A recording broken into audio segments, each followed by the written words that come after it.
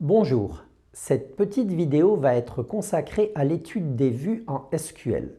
Une vue est en quelque sorte une table virtuelle. Elle mémorise une requête. Une vue contient des données mais ne les mémorise pas.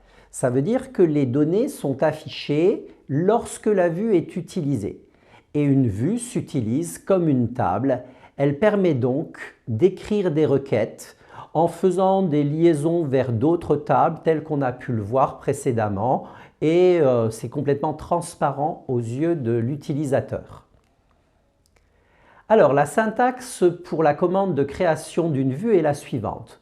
Create view, le nom de la vue, le nom des colonnes, colonne 1, colonne 2, etc., la totalité des colonnes, as, et puis après on trouve une requête de sélection.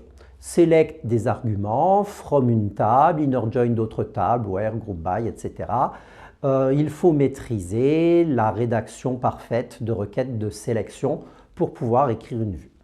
Alors, le conseil, c'est que l'on commence toujours par tester la requête, là, le select avec tous ces arguments, avant d'enregistrer la requête dans une vue SQL.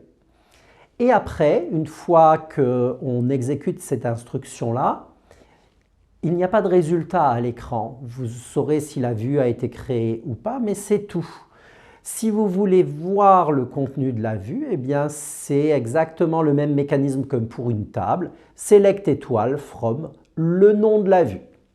Cette requête vous permettra de visualiser les données renvoyées par la table.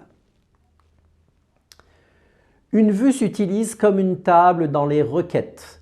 On fait des jointures avec une vue. Évidemment, si elle contient une colonne commune avec la table que l'on veut joindre à cette vue-là.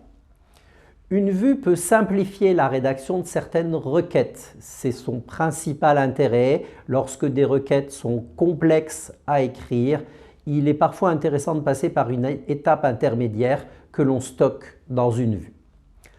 En termes de sécurité, on peut donner l'accès à une vue et non pas aux tables utilisées dans la requête. Ça va limiter les accès utilisateurs qu'on distribue. Ça permet éventuellement de masquer certaines données sensibles qui seraient dans les tables que l'on utilise. Et comme on ne donne des droits d'action que sur la vue aux utilisateurs, eux ne voient que les colonnes renvoyées par la vue.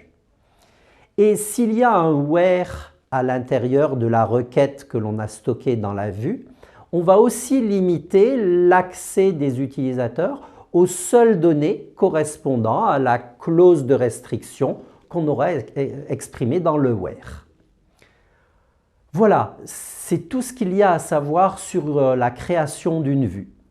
Au niveau de la suppression d'une vue, c'est la même instruction que pour une table, drop le nom de la vue, tout comme on a vu, drop le nom de la table pour détruire une table.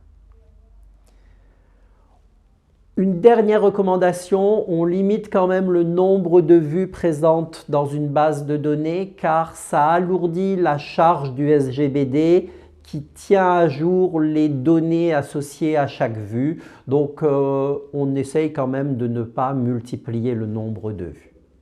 Voilà, je n'ai rien de plus à vous dire à ce sujet-là.